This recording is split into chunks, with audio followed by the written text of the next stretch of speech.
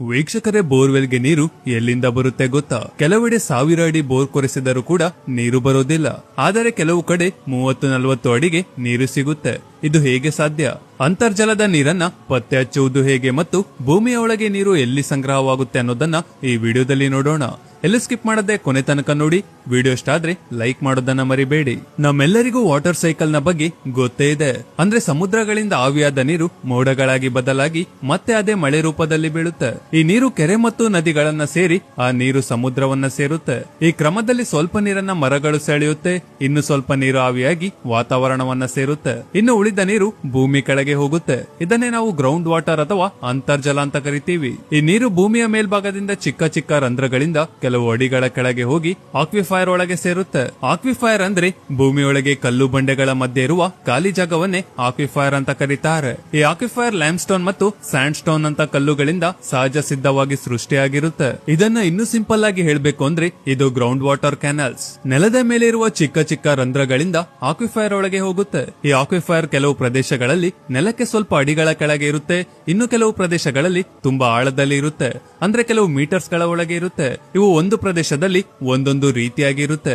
ಈ ರೀತಿ aquifer lines ತುಂಬಾ ದೂರದವರೆಗೆ ಕನೆಕ್ಟ್ ಆಗಿರುತ್ತೆ. ಕೆಲವು ಪ್ರದೇಶಗಳಲ್ಲಿ ಕೆಲವು ಮೀಟರ್ಸ್ ಗಳವರೆಗೆ ಇದ್ದರೆ ಇನ್ನು ಕೆಲವು ಪ್ರದೇಶಗಳಲ್ಲಿ 100 ಕಿಲೋಮೀಟರ್ ಗಳವರೆಗೂ ವಿಸ್ತರಿಸುತ್ತೆ. ಇದರ ಅರ್ಥ ಭೂಮಿಯ ಒಳಗೆ ಪೈಪ್ ಲೈನ್ ನ ತರ 100 ಕಿಲೋಮೀಟರ್ ಗಳವರೆಗೆ ಕನೆಕ್ಟ್ ಆಗಿರೋದು ಅಂತ ಅಲ್ಲ. ಭೂಮಿಯ ಒಳಗೆ ಕಲ್ಲು ಬಂಡೆಗಳ ಮಧ್ಯೆ ಇರುವ ಗ್ಯಾಪ್ ಅಂತ ಅರ್ಥ. ಈ ಆಕ್ವಿಫೈರ್ ವಾಟರ್ ಸ್ಪೇಸ್ ಅನ್ನೋದು ಆ ಪ್ರದೇಶದಲ್ಲಿರುವ ಕಲ್ಲುಗಳ ಮೇಲೆ ಆಧಾರವಾಗಿರುತ್ತೆ. ಉದಾಹರಣೆಗೆ ಗ್ರೇವ್ ಸೀಡ್ ಕಲ್ಲುಗಳಲ್ಲಿ ವಾಟರ್ ಸ್ಪೇಸ್ ಪೈಪ್ ಲೈನ್ ನ ರೀತಿ ಇರುತ್ತೆ. ಗ್ರೇವ್ ರಾಕ್ಸ್ ನಲ್ಲಿ ವಿಚಿತ್ರವಾಗಿ ಸ್ಟೋರ್ ಆಗಿರುತ್ತೆ. ಆಕ್ವಿಫೈರ್ ಒಳಗೆ ನೀರು ಸೇರಿದ ನಂತರ ಅಲ್ಲಿ ಯಾವ ಸ್ಪೇಸ್ ಆಳವಾಗಿ ಇರುತ್ತೋ ಭೂಮಿಯ ಗುರುತ್ವಾಕರ್ಷಣ ಶಕ್ತಿಯ ಕಾರಣದಿಂದ ಮೊದಲು ನೀರು ಅಲ್ಲಿಗೆ ಸೇರಿಕೊಳ್ಳುತ್ತೆ. ನೆಲಕ್ಕೆ ಹತ್ತಿರದಲ್ಲಿರುವ ಆಕ್ವಿಫೈರ್ ಅನ್ನು ಅಸ್ಥಿರವಾದ ಆಕ್ವಿಫೈರ್ ಅಂತ ಕರೀತಾರೆ. ಅದೇ ರೀತಿ ನೆಲಕ್ಕೆ ತುಂಬಾ ಆಳದಲ್ಲಿರುವ ಆಕ್ವಿಫೈರ್ ಅನ್ನು ಸ್ಥಿರವಾದ ಆಕ್ವಿಫೈರ್ ಅಂತ ಕರೀತಾರೆ. ಈ ರೀತಿ ಯಾಕೆ ಕರೀತಾರೆ ಅಂದ್ರೆ ಅಸ್ಥಿರವಾದ ಆಕ್ವಿಫೈರ್ ಅನ್ನ ಹೆಚ್ಚಾಗಿ ಡ್ರಿಲ್ ಮಾಡಿ ತೆಗಿತಾರೆ. ಅದೇ ರೀತಿ ಆ ನೀರು ನದಿಗಳನ್ನ ಸೇರುತ್ತೆ ಮತ್ತು ಮರಗಿಡಗಳು ಕೂಡ ಸೆಳೆಯುತ್ತೆ. ಅದೇ ರೀತಿ ವಾತಾವರಣದಲ್ಲಿ ಬರುವ ಬದಲಾವಣೆಗಳಿಂದ ಅವು ಬೇಗ ಡ್ರೈ ಆಗಿ ಹೋಗುತ್ತೆ. ಈ ರೀತಿ ಇವುಗಳಲ್ಲಿ ಕೆಲವು ತಿಂಗಳುಗಳವರೆಗೂ ಮಾತ್ರ ನೀರು ಶೇಖರಣೆಯಾಗಿ ಇರುತ್ತೆ. ಸ್ಥಿರವಾದ ಆಕ್ವಿಫೈರ್ ತುಂಬಾ ಆಳದಲ್ಲಿ ಇರುತ್ತೆ. ಇವುಗಳಲ್ಲಿ ವರ್ಷಗಳಿಂದ ಹಿಡಿದು 100 ವರ್ಷಗಳವರೆಗೂ ನೀರು ಶೇಖರಣೆಯಾಗಿ ಇರುತ್ತೆ. ಅಂತರ್ಜಲಕ್ಕೆ ನೀರು ಕೇವಲ ಮಳೆಯಿಂದ ಮಾತ್ರ ಸೇರೋದಿಲ್ಲ. ನದಿಗಳಿಂದ, ಕೆರೆಗಳಿಂದ, ಮಂಜುಗಡ್ಡೆಗಳು ಕರಗುವುದರಿಂದ ಕೂಡ ನೀರು ಸೇರುತ್ತೆ.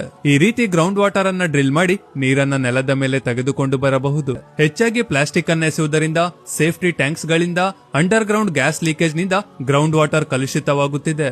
ಒಂದು ಬಾರಿ ಆ ನೀರು ಕಲುಷಿತವಾದರೆ ಮತ್ತೆ ಆ ನೀರನ್ನು ಕುಡಿಯಲು ಎಂದಿಗೂ ಸಾಧ್ಯವಿಲ್ಲ. ಈ ರೀತಿ ಗ್ರೌಂಡ್ ವಾಟರ್ ಅನ್ನ ಪತ್ತೆಚ್ಚಲು ಒಂದು ಯಂತ್ರ ಇದೆ.